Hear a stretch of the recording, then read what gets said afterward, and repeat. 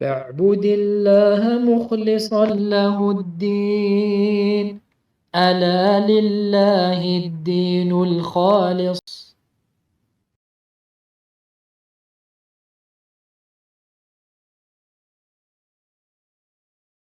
إن الحمد لله نحمده ونستعينه ونستغفره ونعوذ بالله من شرور أنفسنا ومن سيئات أعمالنا. من يهده الله فلا مضل له ومن يضلل فلا هادي له، وأشهد أن لا إله إلا الله وحده لا شريك له، وأشهد أن محمدا عبده ورسوله صلى الله عليه وعلى آله وأصحابه وسلم. يا أيها الذين آمنوا اتقوا الله حق تقاته ولا تموتن إلا وأنتم مسلمون. يا أيها الناس اتقوا ربكم الذي خلقكم من نفس واحدة وخلق منها زوجها وبث منهما رجالا كثيرا ونساء، واتقوا الله الذي تساءلون به والأرحام إن الله كان عليكم رقيبا. يا أيها الذين آمنوا اتقوا الله وقولوا قولا سديدا يصلح لكم أعمالكم ويغفر لكم ذنوبكم، ومن يطع الله ورسوله فقد فاز فوزا عظيما. أما بعد، فإن أصدق الحديث كتاب الله، وخير الهدي هدي محمد صلى الله عليه وسلم، وشر الأمور محدثاتها، وكل محدثة بدعة، وكل بدعة ضلالة، وكل ضلالة في النار.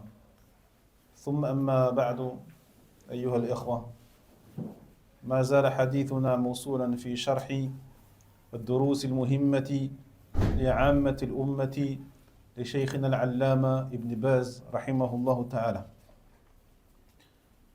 وصلنا إلى قوله رحمه الله: أركان الإيمان وهي 6. نعم بالحق. الدرس الثالث: أركان الإيمان. أركان الإيمان وهي 6: أن تؤمن بالله وملائكته وكتبه ورسله، وتؤمن وباليوم الآخر، وتؤمن بالقدر خيره وشره من الله تعالى. نعم حسبك. طيب،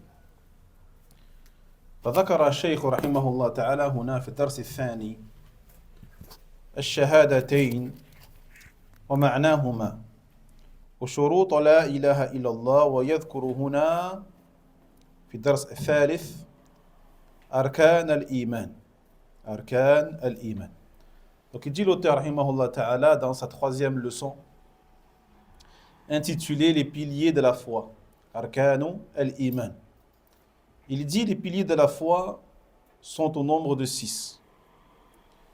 Que tu crois en Allah, en ses anges, en ses livres, en ses messagers, au jour dernier, et que tu crois au destin, qu'il soit bon ou mauvais, de la part d'Allah subhanahu wa ta'ala.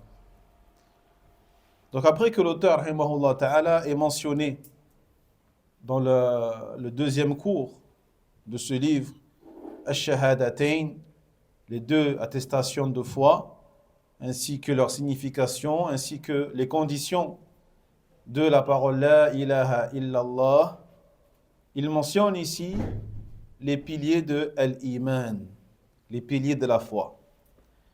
Wal-Imanu fil asli huwa at-tasdiq al-jazim. ما هو الإيمان؟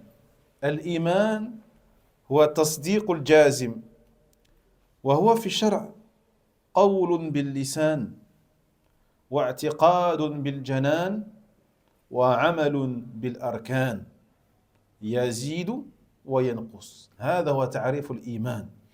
تعريف الإيمان عند أهل السنة والجماعة هو قول باللسان واعتقاد بالجنان أي بالقلب، وعمل بالأركان أي بالجوارح.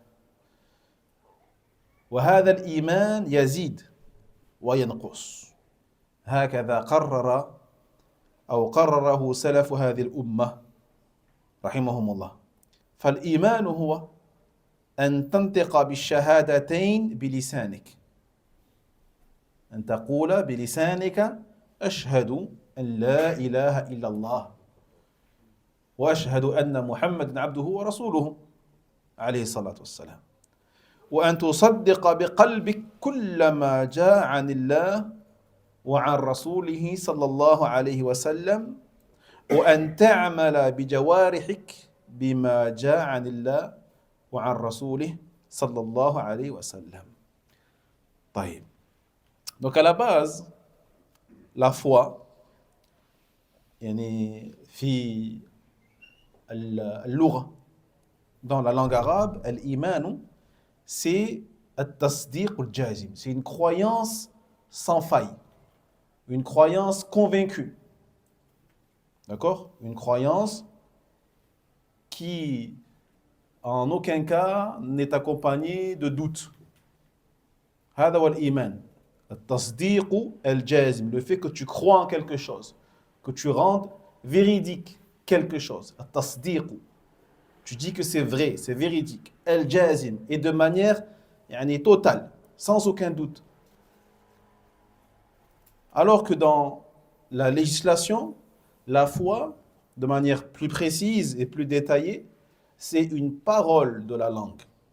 قول باللسان. C'est aussi une croyance du cœur. Et c'est aussi des actions, des actes par les membres. Donc la foi, elle est composée nécessairement, obligatoirement, de ces trois choses.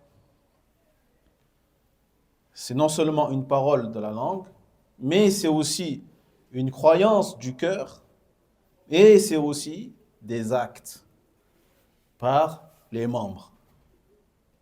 Voyez?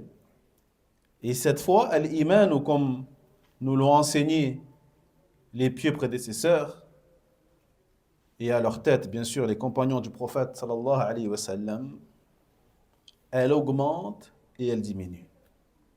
Cette foi, elle peut augmenter et elle peut aussi diminuer, comme nous le constatons tous les jours en nous-mêmes.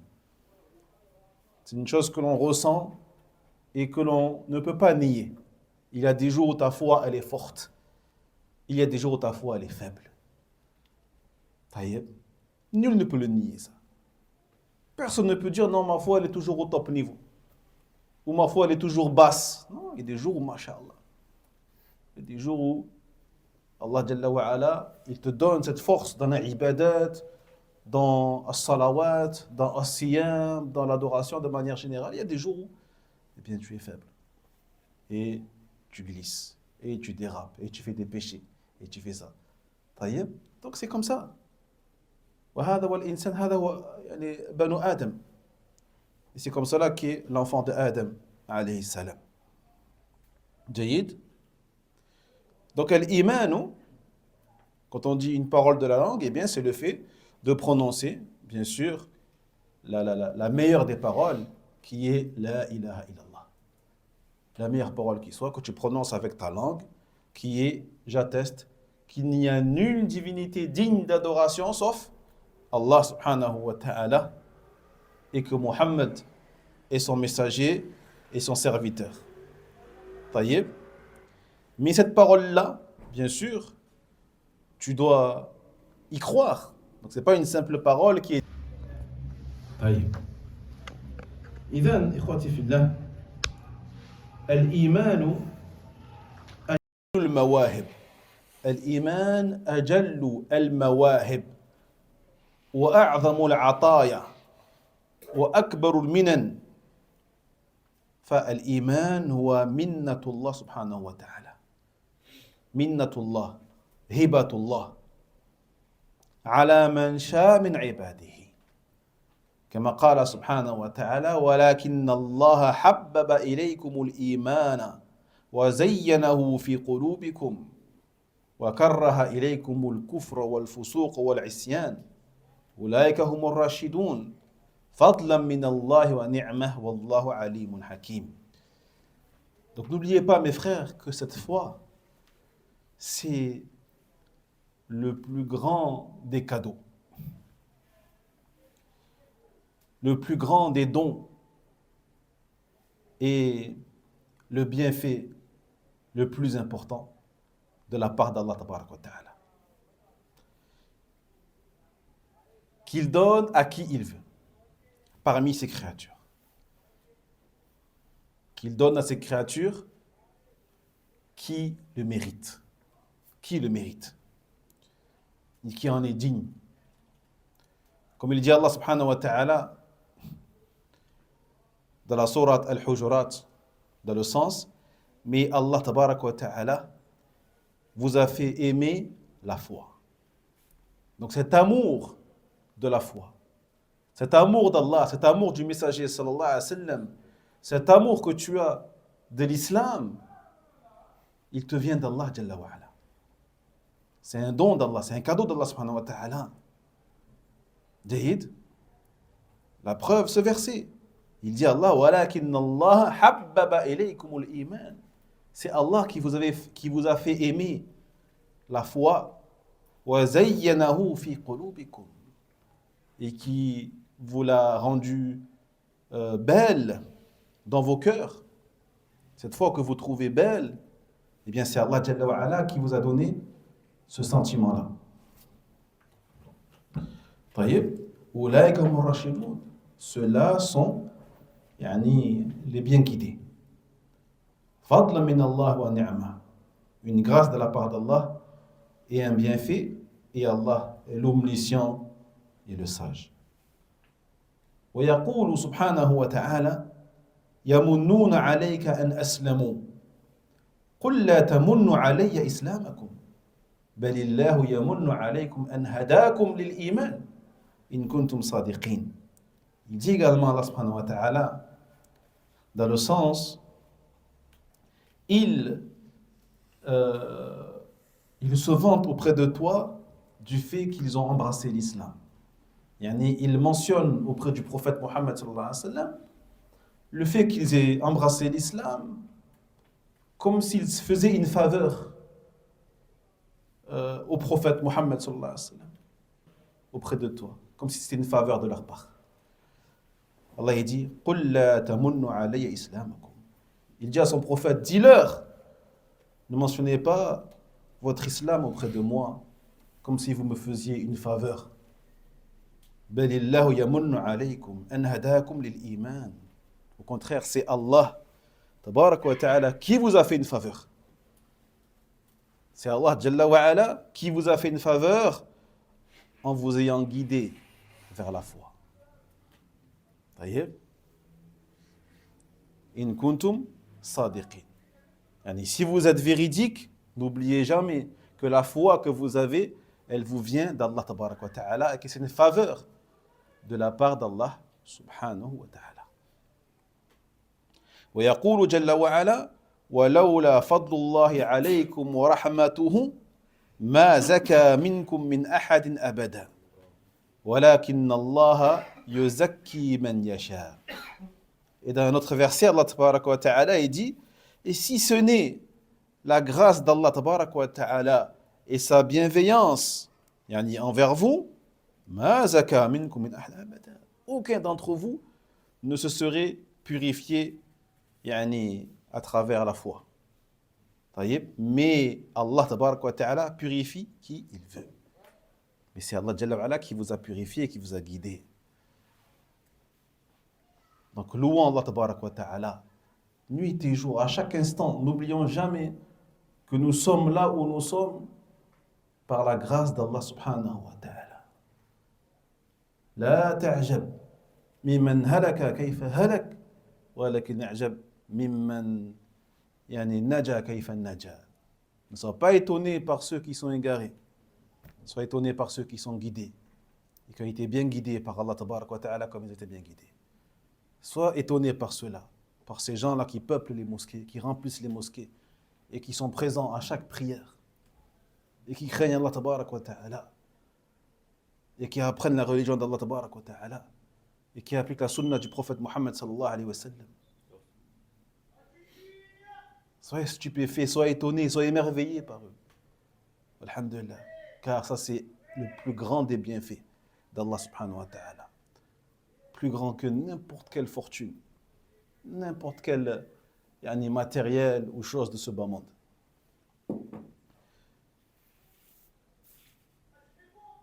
فالآيات في هذا المعنى كثيرة وهو يقوم على أصول عظيمة وأسس متينة لا قيام للإيمان إلا عليها. Et les versets donc dans ce sens-là sont très nombreux, alhamdulillah.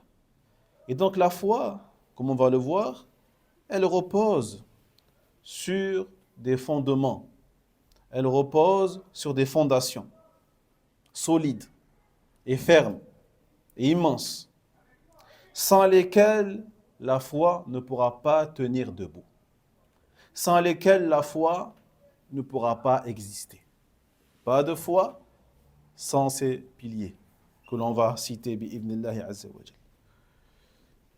فإن مثل هذه الأصول مع الإيمان كمثل الأساس للبنيان، كمثل الأساس للبنيان والأصول للأشجار، كما يدل لذلك قول الله تعالى: ألم تر كيف ضرب الله مثلا كلمة طيبة كشجرة طيبة أصلها ثابت وفرعها في السماء تؤتي أكلها كل حين بإذن ربها ويضرب الله الأمثال للناس لعلهم يتذكرون.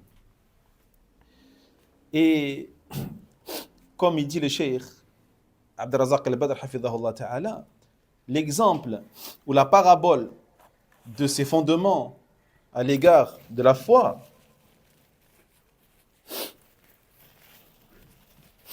est comparable aux fondations d'une construction ou d'une bâtisse, ou est comparable aux racines d'un arbre. Les racines d'un arbre. Et Allah Jalla wa Ala lui-même nous donne cette parabole, cet exemple, dans sa parole, dans le sens: ne vois-tu pas comment Allah Tabarak wa Ta'ala a donné, a proposé en parabole une bonne parole. C'est quoi la bonne parole ici? La ilaha illallah. Kalimat tawhid. La ilaha illallah. Et cette bonne parole-là, la ilaha illallah, elle est comparable à quoi? À un arbre, un bon arbre, un bel arbre, dont la racine, elle est thabit, elle est ferme, fermement ancrée. Et ses branches s'élancent vers le ciel. Et qui donne toute forme de fruits à chaque instant par la permission d'Allah, de son Seigneur, subhanahu wa ta'ala. Et Allah donc donne en parabole aux gens des choses, ainsi se rappelleront-ils. طيب. فهذا مثل ضربه الله جل وعلا لعباده ودعاهم لتأمله ولتفكر فيه في بيان الإيمان وأصوله وما يقوم عليه وما يتفرع عنه من فروع وما يترتب عليه من ثمار وفوائد ينالها أهل الإيمان في دنياهم وأخراهم. طيب. Donc cette parabole, cet exemple-là qu'Allah Tabarak wa Ta'ala nous donne et nous propose, et à travers laquelle il nous appelle à méditer sur cet exemple, à y réfléchir concernant notre foi et concernant les fondements de cette foi et de ce qui repose, ou de ce sur quoi elle repose, ainsi que ses branches, ainsi que ce qu'elle implique, ainsi que ce qu'elle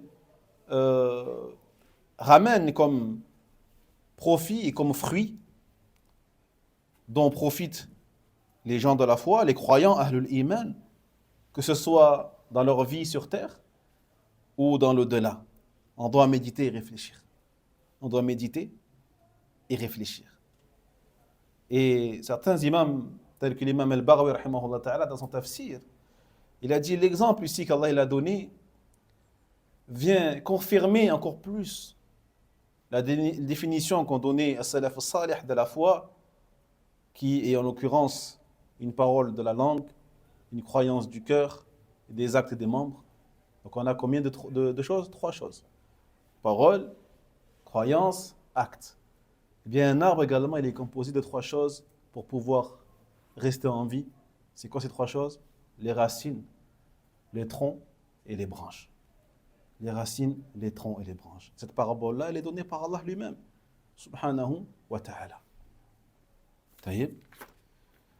والشاهد من إيراد هذه الآية قول الله تعالى أصلها ثابت. أصلها ثابت. فكما أن الشجر لا يقوم إلا على أصوله فكذلك الإيمان لا يقوم إلا على أصوله وأركانه ودعائمه. وإذا كانت الشجرة إذا قطع أصلها ماتت. فكذلك الإيمان إذا عدم أصله انتفى ولم ينتفع بعمل ولا قربة كما قال الله سبحانه وتعالى ومن يكفر بالإيمان فقد حبط عمله وهو في الآخرة من الخاسرين. Donc dans le verset, la partie qui renvoie le plus à ce qu'on est en train d'étudier, c'est la parole d'Allah tabaraka wa ta'ala, asluha thabit. Son fondement, il est ancré, il est enraciné. D'accord? Donc, de la même façon qu'un arbre ne peut tenir sans racines, si tu coupes les racines d'un arbre, c'est fini, il meurt. Jaïd, eh bien, de la même manière, la foi ne pourra pas tenir sans ses fondements, sans l'existence de ses fondements, de ses piliers. Jaïd. Donc, هذا هو الإيمان. Donc, encore une fois, la foi ne tiendra pas debout et ne profitera pas à la personne qui prétendrait croire et avoir la foi, taïb, s'il n'y a pas ces fondations-là et ces fondements-là que l'on va étudier, bi'idhnillah azza wa jal. Comme Allah tabarak wa ta'ala, il le dit dans le sens, et celui qui mécroit en la foi, ses actes sont invalides et il sera dans l'au-delà parmi les perdants.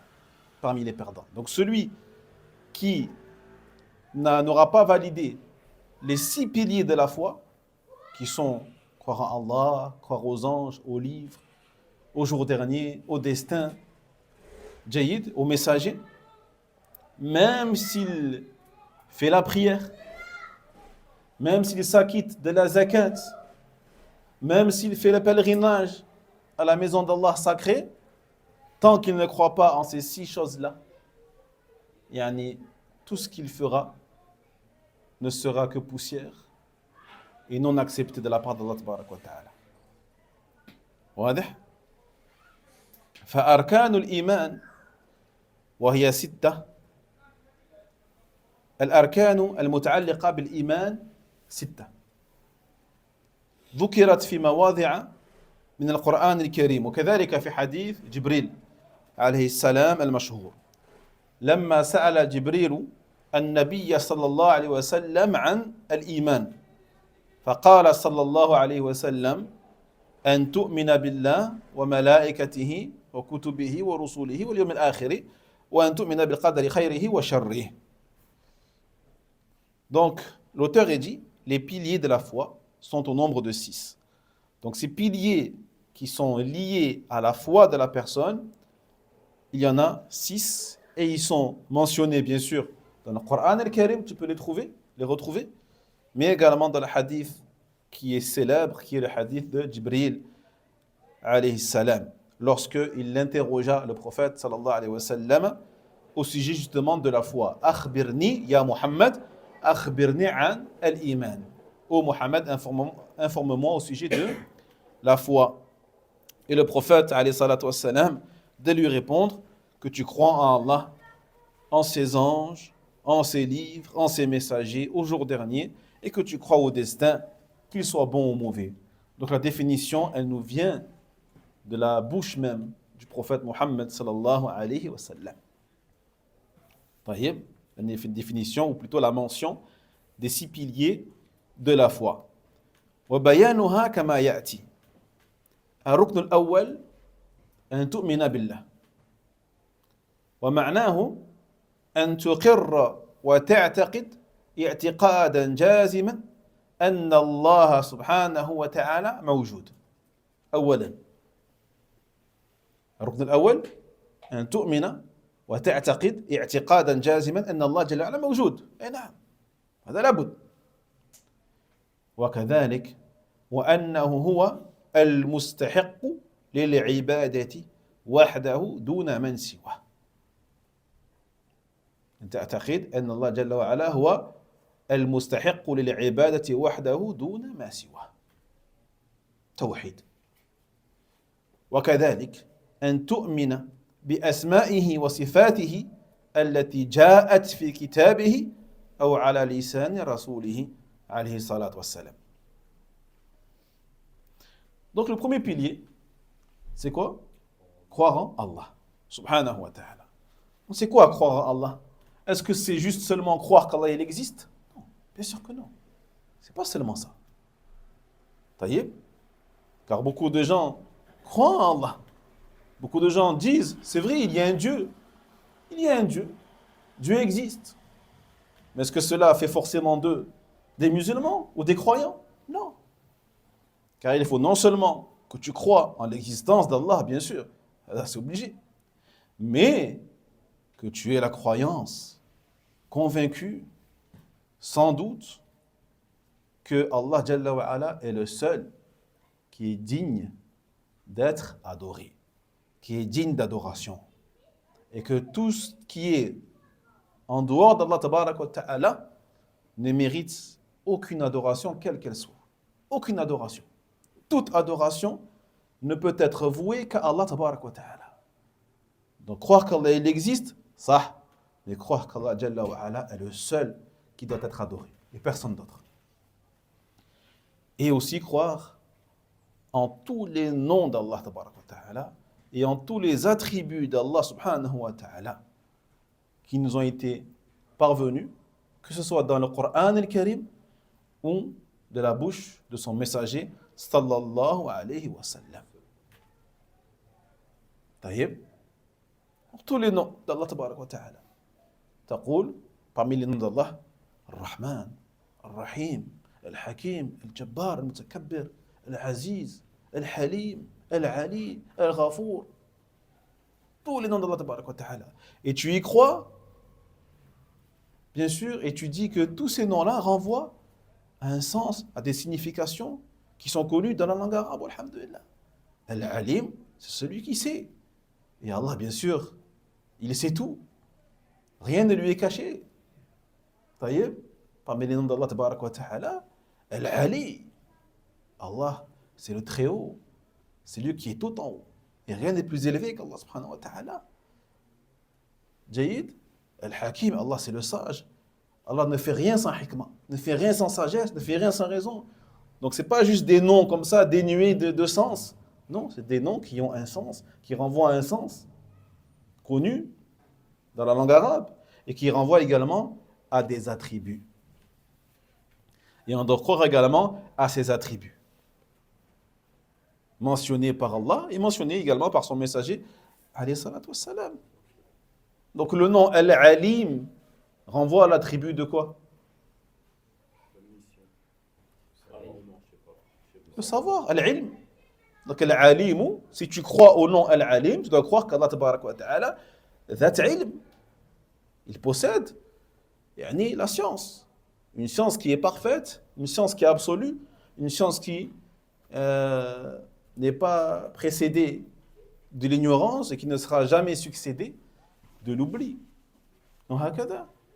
Donc si tu crois au nom d'Allah Tabarak wa Ta'ala Ar-Rahman, tu dois croire également à l'attribut qui en découle, qui est Ar-Rahma.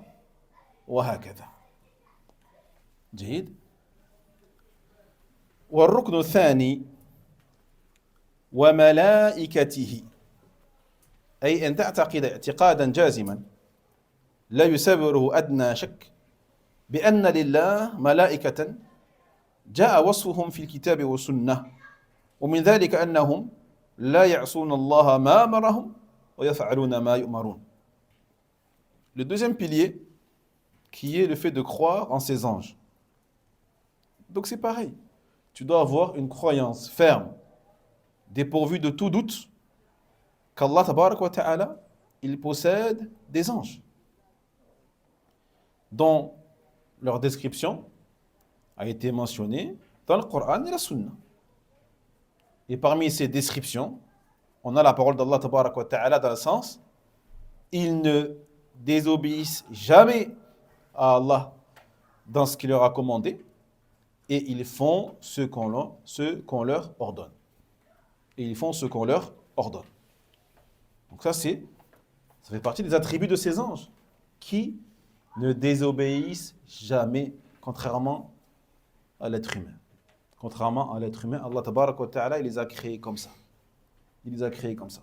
Ils obéissent à Allah subhanahu wa ta'ala sans faillir.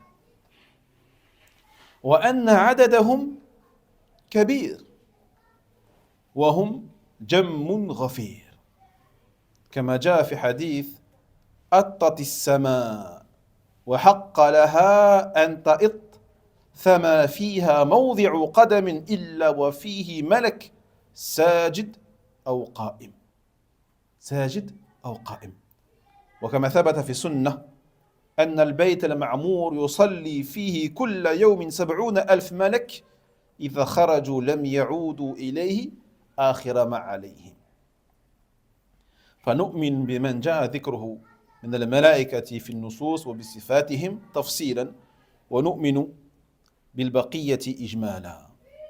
Et on doit croire que le nombre de ces anges, il est énorme. Leur quantité, il est indénombrable, tellement ils sont nombreux. Et cela, on le comprend à travers notamment ce hadith dans lequel il dit le prophète alayhi salatu wassalam, Attatis sama. Donc le verbe atta, ça provient d'un mot en arabe.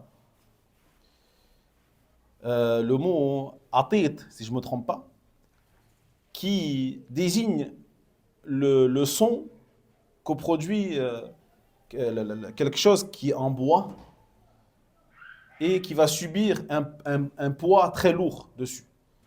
Par exemple, les savants ils prennent pour exemple la selle d'un cheval qui est faite de bois. Lorsque quelqu'un va monter dessus, ça fait quoi? Ça fait du bruit. Ou une chaise en bois. Une chaise en bois, lorsque quelqu'un qui a un certain poids va s'asseoir dessus, le bois il fait un bruit. D'accord? Ce bruit-là en arabe on appelle atit. Atit. Donc il dit ici attatis sama. Le ciel fait ce bruit-là. Il fait ce bruit à cause de ce poids. Wa haqqa laha an ta'id. Et bien sûr, c'est normal qu'il fasse ce bruit-là. Il dit fama fiha mawdi'u qadam, car il n'y a pas la place de mettre un pied dans le ciel sans qu'il n'y ait un ange qui est prosterné ou debout. Subhanallah.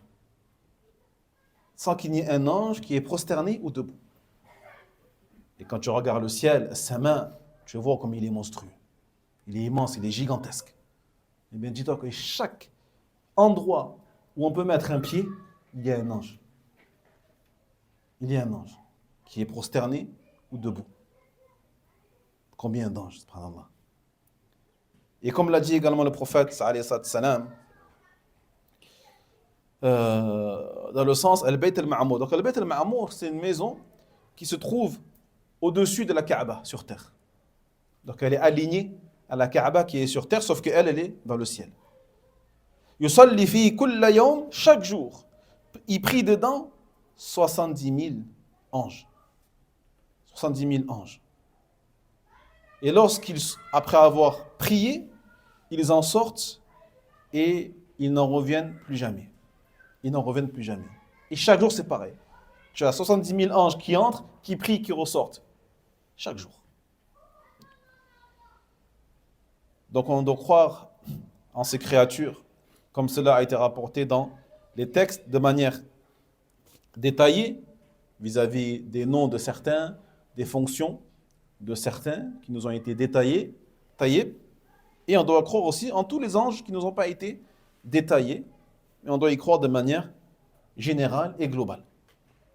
والملائكة خلق نوراني أي مخلوق من نور خلقهم الله سبحانه وتعالى لعبادته والخلق كلهم خلقهم الله سبحانه وتعالى من غير حاجة إليهم فهم لا يزيدون في ملكه شيئا وفي الحديث القدسي يا عبادي إنكم لن تبلغوا ضري فتضروني ولن تبلغوا نفعي فتنفعوني يا عبادي لو أن أولكم وآخركم وإنسكم وجنكم كانوا على أتقى قلب رجل واحد منكم ما زاد ذلك في ملكي شيئا يا عبادي لو أن أولكم وآخركم وإنسكم وجنكم على أفجر قلب رجل واحد ما نقص ذلك من ملكي شيئا فلم يكن خلق الله سبحانه وتعالى للملائكة ولغيرهم من المخلوقات لحاجة إليهم بل هو الغني المطلق. Donc Allah tabarak wa ta'ala, il a créé ces anges qui sont des créatures de lumière. Des créatures de lumière, Nourani. D'accord? Car ils ont été créés à partir de lumière. L'essence de leur création, c'est le Nour, c'est la lumière. Subhanallah. Taïeb. Donc Allah tabarak wa ta'ala les a créés pour qu'ils l'adorent. Et toutes les créatures qu'Allah Jalla wa ala, il a créées ont besoin d'Allah et non l'inverse. Allah Jalla wa ala ne les a pas créées car il aurait besoin d'elles, jamais de la vie. Allah Jalla wa ala n'a besoin de personne. Il se passe de toutes ces créatures. Au contraire, ce sont elles qui ont besoin de lui. Et ces créatures, quel que soit leur niveau d'obéissance et leur niveau de piété, comme les anges qui ont atteint un niveau d'obéissance complet, parfait, total, eh bien, même ces anges-là, lorsqu'ils obéissent à Allah tabaraka wa ta'ala, ils ne rajoutent en rien de la puissance d'Allah subhanahu wa ta'ala. Ils n'augmentent pas la puissance d'Allah, ils n'augmentent pas la richesse d'Allah, ils n'augmentent pas la toute-puissance d'Allah subhanahu wa ta'ala. Comme il a dit lui-même dans le hadith al-Qudusi, il dit à Allah tabaraka wa ta'ala, Ya ibadi, ô mes serviteurs, vous ne parviendrez jamais à me nuire.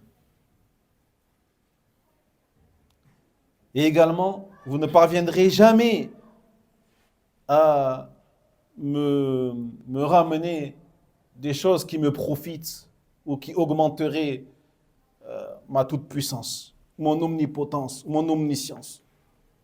Voyez? Ni en mal, ni en bien. Vous n'êtes en aucun cas capable de me faire quoi que ce soit, de me diminuer ou de me rajouter.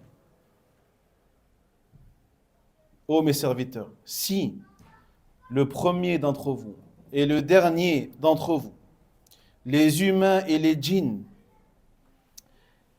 avaient le cœur du plus pieux d'entre vous, cela ne rajouterait rien à mon royaume, dans tous les cas, même dans ce cas-là, même si tous les djinns et tous les hommes de Adam alayhi salam jusqu'au dernier étaient aussi pieux que le plus pieux d'entre vous,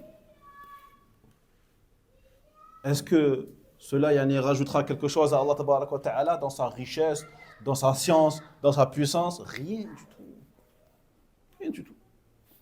Jaïd. Et à l'inverse également, ô mes serviteurs, si le premier d'entre vous et le dernier d'entre vous, humains et djinns, avaient le cœur du plus pire d'entre vous, le pire des cœurs, le cœur le plus débauché, le plus dévoyé qui soit, cela ne diminuerait en rien mon royaume.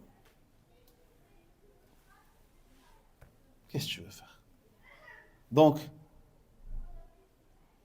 Allah tabarak wa ta'ala ne croit pas qu'Allah subhanahu wa ta'ala il a besoin de nous, ou il a besoin de ses anges, bien qu'ils soient des créatures obéissantes.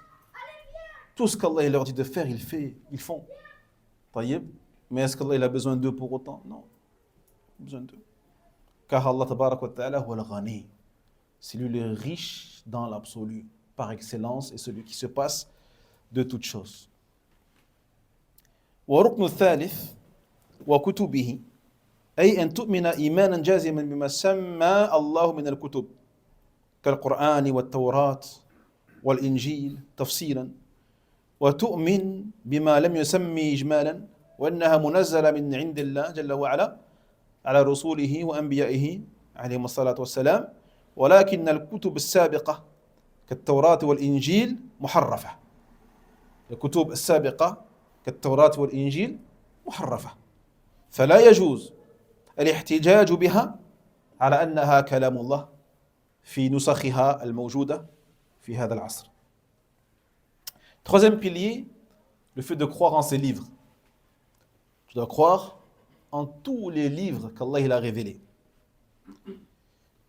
Une croyance, encore une fois, ferme, convaincue. Les livres qu'Allah Jalla wa Ala, il a nommés de manière détaillée, tels que le Coran, bien sûr, mais aussi le Taurat, l'Injil, Jayid, mais aussi tu dois croire en tous les livres qu'Allah il a révélés, même si tu ne connais pas leur nom. Taïb.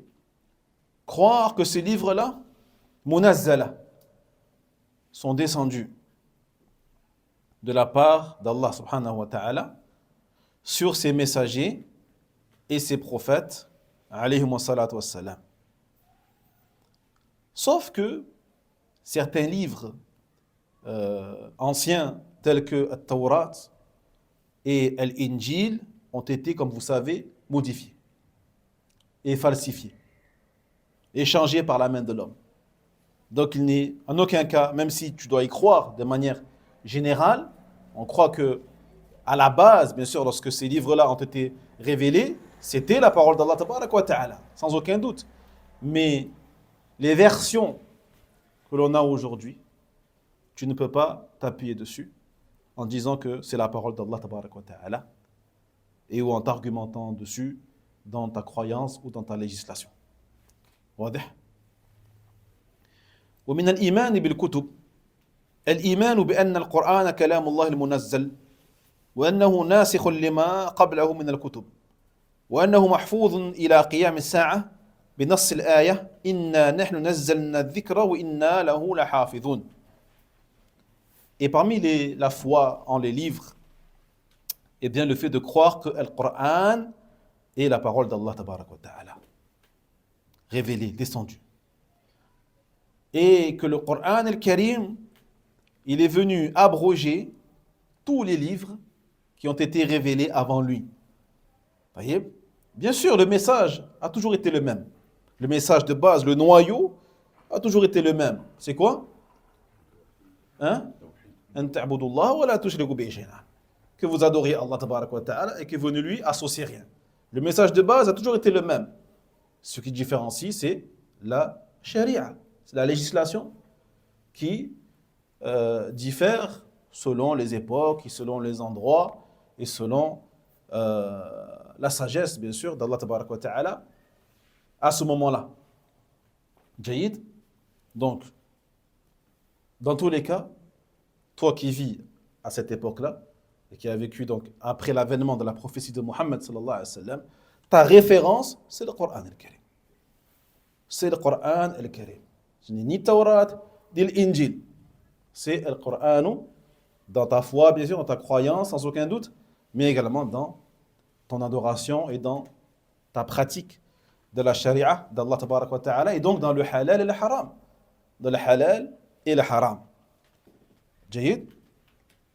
Pourquoi? Parce que le Coran, comme on a dit, il est venu abroger, nasikh.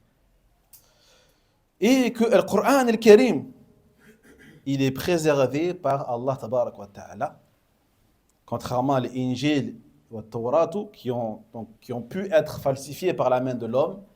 Le Coran, Allah tabaraka wa ta'ala, il le protège.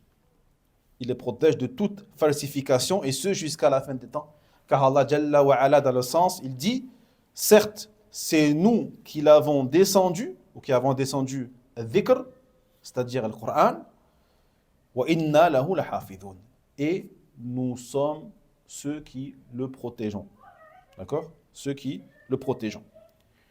الركن الرابع ورسله أي أن تعتقد اعتقادا جازما وتوقن يقينا لا يسبره أدنى شك بأن الله سبحانه وتعالى أرسل الرسل إلى الأمم ليحذروهم وينذروهم وعددهم كما جاء في حديث أبي ذر على ما فيه من الكلام أكثر من 300 وأما الأنبياء فجم غفير فتؤمن بجميع الرسل سواء عرفت أسماءهم أم لم تعرفها. Le quatrième pilier, croire en ses messagers. Croire en ses messagers. Que tu crois de manière convaincue, ferme, avec certitude, dépourvue de tout doute, qu'Allah tabarak wa ta'ala a envoyé les messagers vers des peuples, vers des communautés, afin qu'ils les mettent en garde et qu'ils les avertissent. Afin qu'ils les mettent en garde et qu'ils les avertissent. Et le nombre de ces messagers-là, il est également très grand. Il a envoyé énormément de prophètes et beaucoup de messagers, alayhim salatu wassalam, comme cela a été rapporté dans le hadith d'Abu Dhar, même si le hadith il a été critiqué par certains savants du hadith, dans lequel on apprend que Allah tabarak wa ta'ala, il a envoyé plus de 300 messagers. Plus de 300 messagers en tout. Et quant aux prophètes, ils sont très très nombreux. Ils sont très nombreux. El-Muhim, le plus important, et quel que soit le nombre qu'Allah Jalla wa Ala a envoyé de prophètes et de messagers, tu dois y croire et tu dois croire en tous les messagers. Tu dois dire Ana uminu bi jami'i rusul. Je crois en tous les messagers qu'Allah Jalla wa Ala il a envoyés. Que tu connaisses leur nom, comme ceux qu'Allah Tabarak wa Ta'ala nous a mentionnés fi le Coran, le Karim, et ils sont très nombreux, alhamdulillah, ou que tu ne connaisses pas leur nom. Peu importe. Tu dois croire en eux et tu dois invoquer pour eux. Alayhim salatu wassalam. Car ce sont les meilleures créatures et les élus d'Allah subhanahu wa ta'ala. ووظيفة الرسول أنه يأمر الخلق بطاعة الله سبحانه وتعالى وبعبادته وليس عليهم إلا البلاغ ولا يجوز أن يصرف لهم أي حق من حقوق الله سبحانه وتعالى وأفضل الرسل كما هو معروف هو محمد صلى الله عليه وسلم وهو رسول مرسل من عند الله سبحانه وتعالى للثقلين الإنس والجن وهو أيضا في الوقت نفسه عبد من عباد الله ذكره الله سبحانه وتعالى بوصف العبودية في أشرف المقامات كما في قوله تعالى سبحان الذي أسرى بعبده سبحان الذي أسرى بعبده أي محمد صلى الله عليه وسلم وقوله وأنه لما قام عبد الله يدعوه أي عبد الله هنا محمد صلى الله عليه وسلم إلى غير ذلك من الآيات فلا يجوز أن يصرف له ولا لغيره من الرسل والأنبياء أي شيء مما يجب صرفه لله سبحانه وتعالى فمخلق من خلقه وإن كانت لهم مزية على بقية الخلق فهم من شرفهم الله جل وعلا بحمل هذه الرسالة لكن لا يجوز أن يصرف لهم شيء من حقوق الله والإيمان بالرسل لا سيما نبينا صلى الله عليه وسلم يستلزم طاعته فيما أمر وتصديقه فيما أخبر واجتناب ما عنه نهى وزجر وأن لا يعبد الله إلا بما شرع كما تقدم. Donc c'est quoi? Quelle est la mission du messager? Quelle était leur mission? Leur mission, ikhwati fillah, tout simplement, c'était de donner l'ordre aux créatures d'Allah tabarak wa ta'ala de l'obéir. Obéissez à Allah tabarak wa ta'ala et adorez-le. Leur mission, c'était ça. De dire, Allah Jalla wa Ala m'a envoyé vers vous pour vous dire de lui obéir et de l'adorer et de délaisser toute idole ou toute forme d'adoration pour autre que lui, subhanahu wa ta'ala.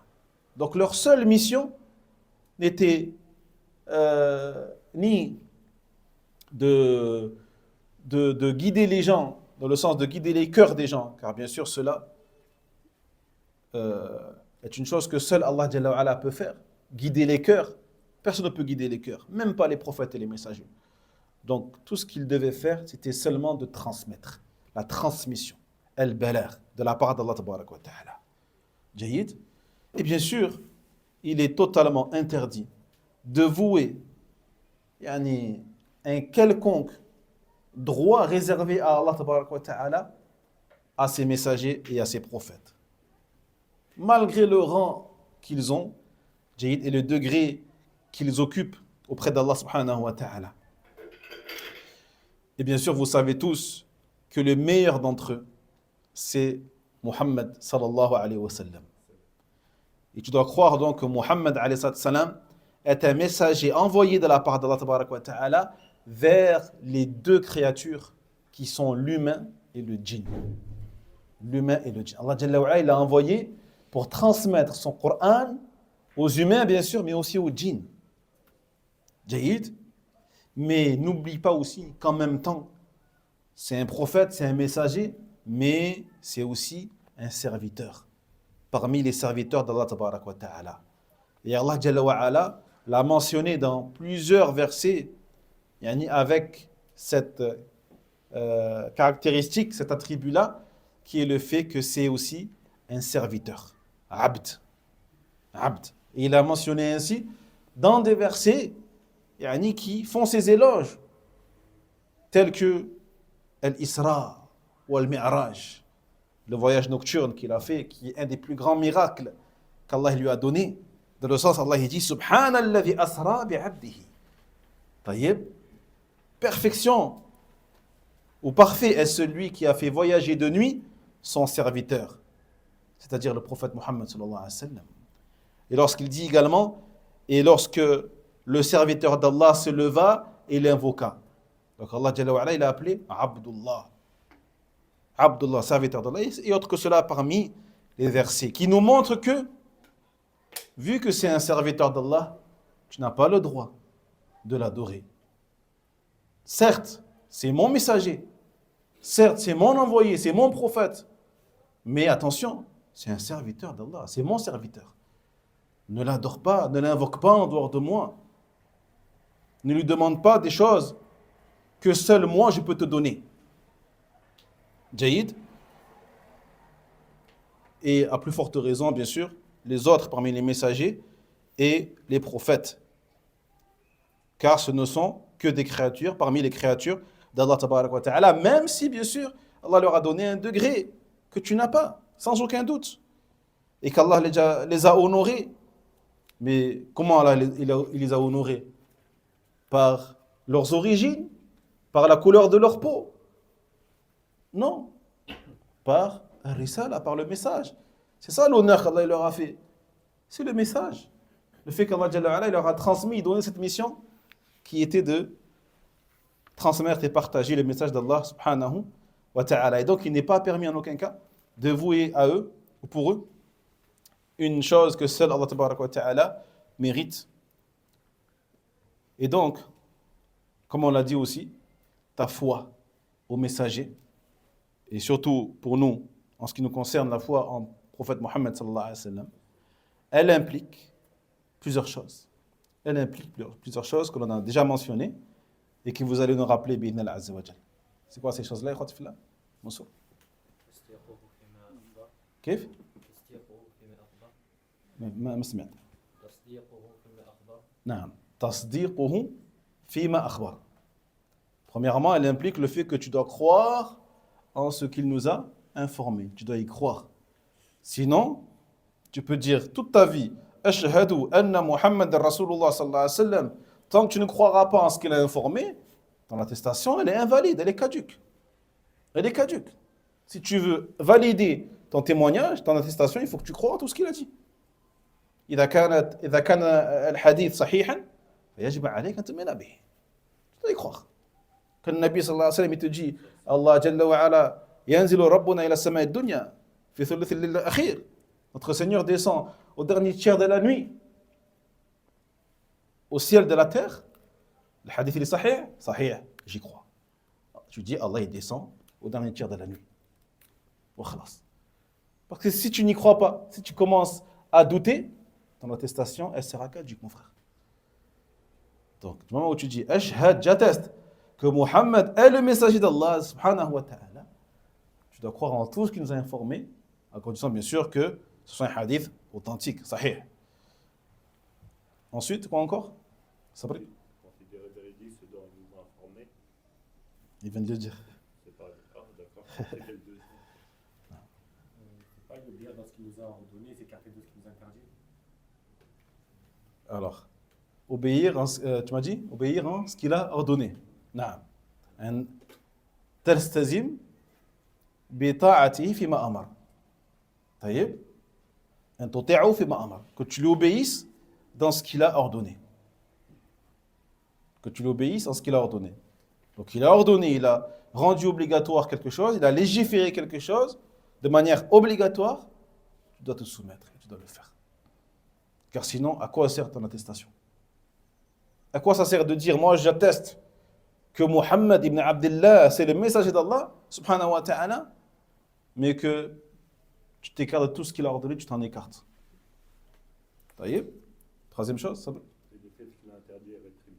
Voilà. T'éloigner de tout ce qu'il a interdit et réprouvé. D'accord? Et quatrième chose? Le mutaba, le suivi dans l'adoration. Voilà, dans l'adoration. An la yu'bad Allah illa bima sha'a. Que tu n'adores Allah subhanahu wa ta'ala que conformément à ce qu'il a légiféré. Tu n'adores pas Allah comme tu veux. D'accord? Du moment où tu considères que c'est le messager d'Allah sallallahu alayhi wa sallam, eh bien tu dois croire qu'il nous a ramené une façon, une tariqa, une façon d'adorer Allah tabaraka wa ta'ala à laquelle tu dois te plier. À laquelle tu dois te plier et que tu dois respecter.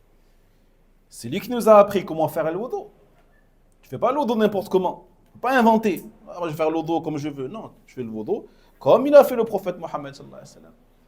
Je vais prier comme il a prié le prophète Mohammed sallallahu alayhi wa sallam. Je vais faire le pèlerinage comme il a fait le pèlerinage, comme il nous a enseigné. Comme il nous a enseigné. فَمَنْ عَمِلَ عَمَلًا لَيْسَ عَلَيْهِ أَمْرُنَا فَهُوَ رَدٌّ. Et comme il a dit le prophète sallallahu alayhi wa sallam, celui qui fait une action sur laquelle ne fait pas partie notre religion, ou qui ne fait pas partie de notre religion, elle sera rejetée. Elle sera rejetée.